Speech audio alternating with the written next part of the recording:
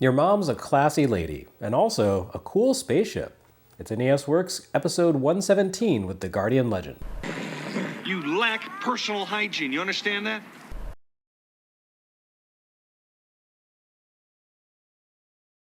Bruderbund returns with an import localization that's just a little too quirky and a little too forward-thinking in incredibly specific ways to have come from any game design incubator besides Japan. It's the Guardian Legend.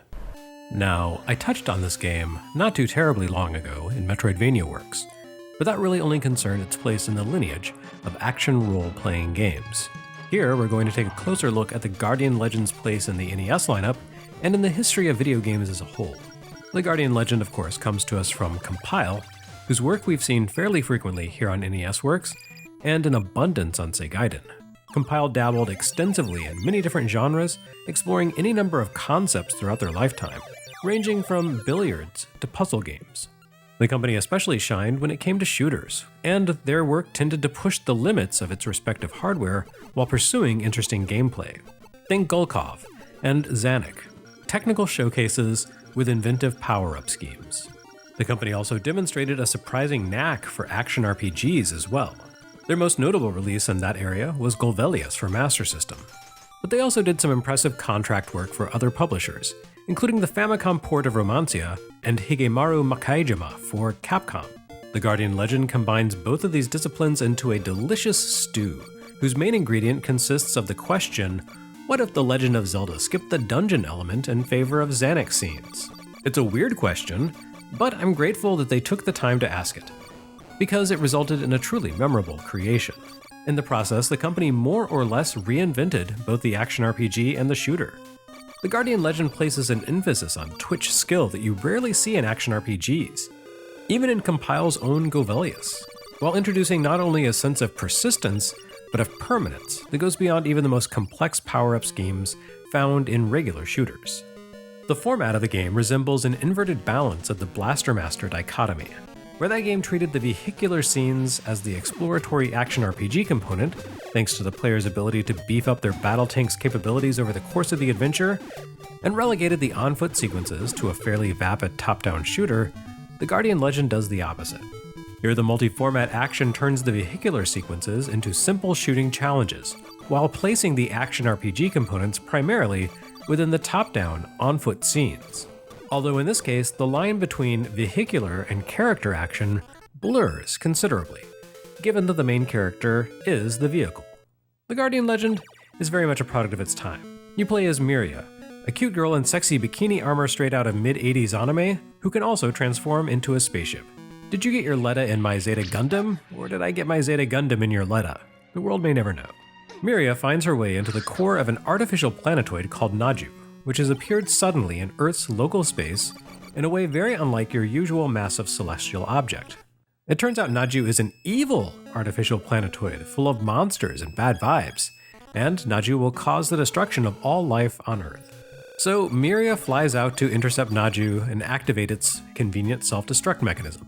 In order to do this, she needs to defeat the bosses who defend each of the planetoid's inner corridors. And she can only access and survive the corridors by traveling through the planet's labyrinth.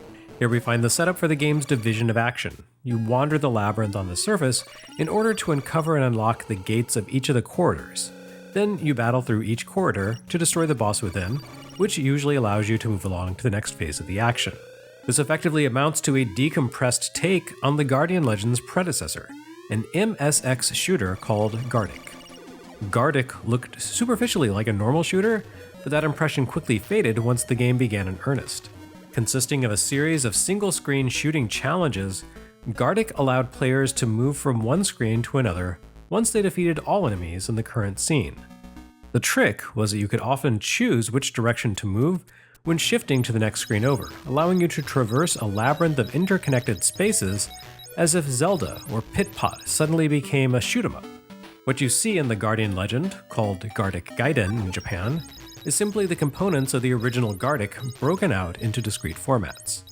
The labyrinth portions feel more like a traditional action RPG, and the shooting portions scroll in a single linear direction, as one would expect from a normal-ass space shooter.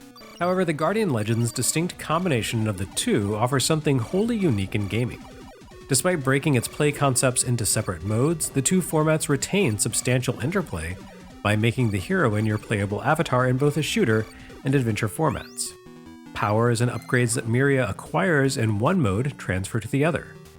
You boost her armor and acquire power or weapon upgrades by exploring the dungeons in adventure mode.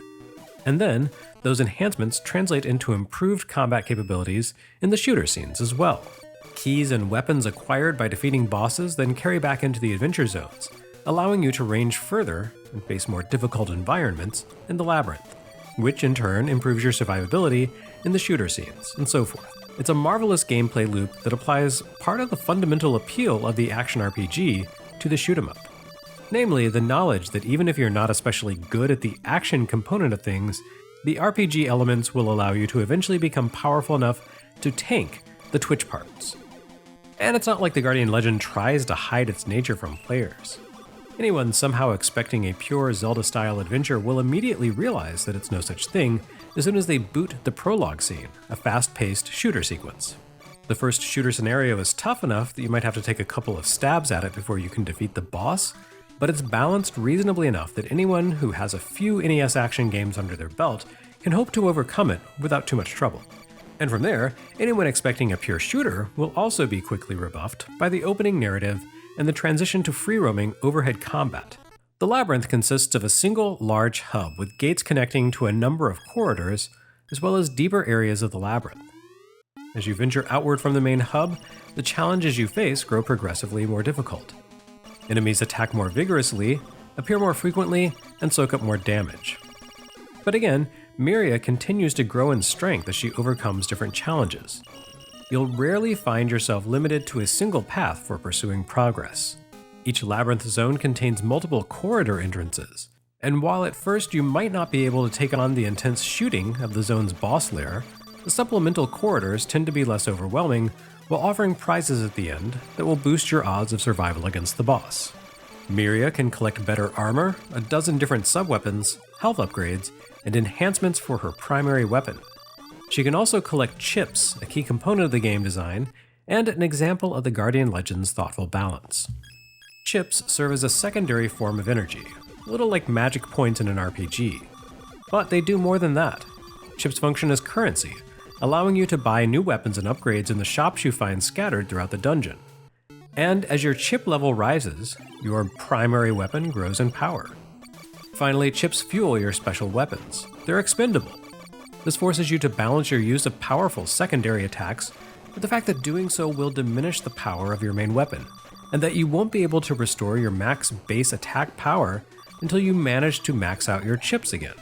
The dynamic push and pull of potential power loss again calls to mind Blaster Master, where your top-down hand blaster upgrades could be sapped by taking damage from foes.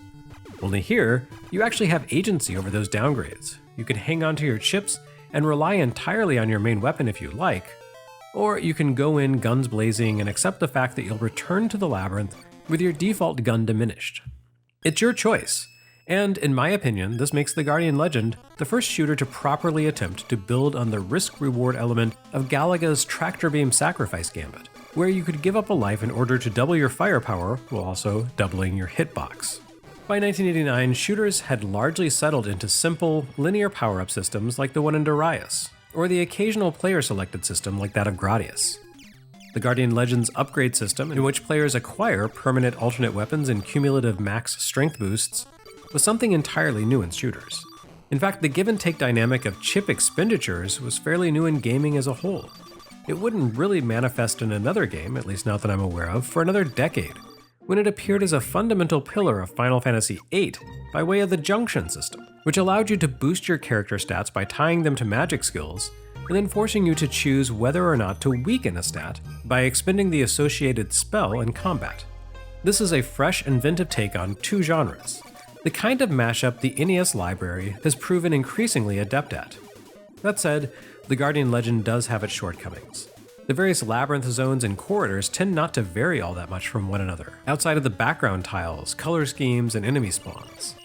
And the overall flow of the action never really varies. You're always moving through the central labyrinth core to different zones, battling or avoiding the set enemy spawns on each screen, and poking around to find doors, upgrades, shops, mini-bosses, and corridors. Vertical combat zones always amount to a straight flight to the boss, with enemies presenting differing degrees of dickishness in terms of their placement and durability. And above all, the Guardian Legend's dual format design won't be to everyone's tastes. Because it's not a pure shooter, you can't power through while relying on simple reflex and memorization. You really need to power up the protagonist, if only to boost your durability and defensive power against the durable later foes. However, because it's not a pure action RPG, you can't avoid engaging with the twitch action in order to advance. I'd say the fact that the Guardian Legend includes a secret code that allows you to play only the shooter levels, but no equivalent code for only taking on the labyrinth sequences, tips Compile's hand. Clearly, they favor this as a shooter first, action RPG second. Still, as 8-bit shooters go, it's pleasantly forgiving. The Guardian Legend effectively gives you infinite lives. When you die, you restart at the entrance of the most recent labyrinth zone or corridor you've tackled, with all of your abilities intact. You carry all the sub-weapons you've collected into combat, and can jump into the menu at any time to select a new one. On top of that, you find upgrades for sub-weapons in order to enhance their power and effectiveness. The sub-weapons run the gamut from fancier guns to defensive shields. Knowing which weapon to use in a given situation, especially against corridor bosses, quickly proves itself a critical skill. In short, there's a lot to like about the Guardian Legend. It may be imperfect, yes, but it's inventive and artfully designed. Compile created a genuine showcase for the NES, one of the most creative shooters ever, and a pretty solid action RPG, too.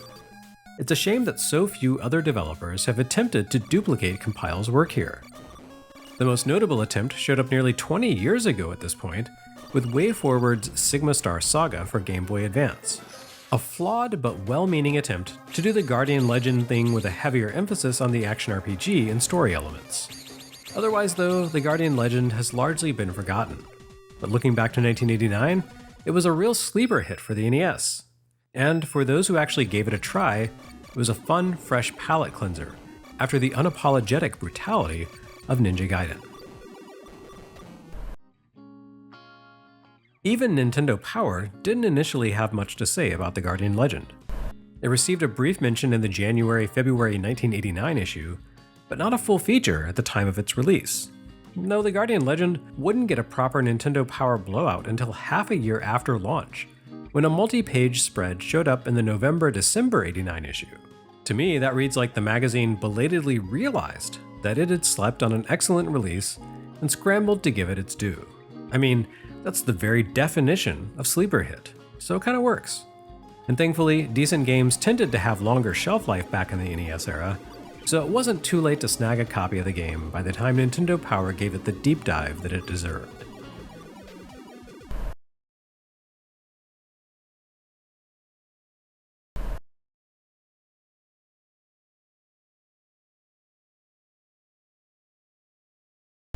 Next time on NES Works, your head explode.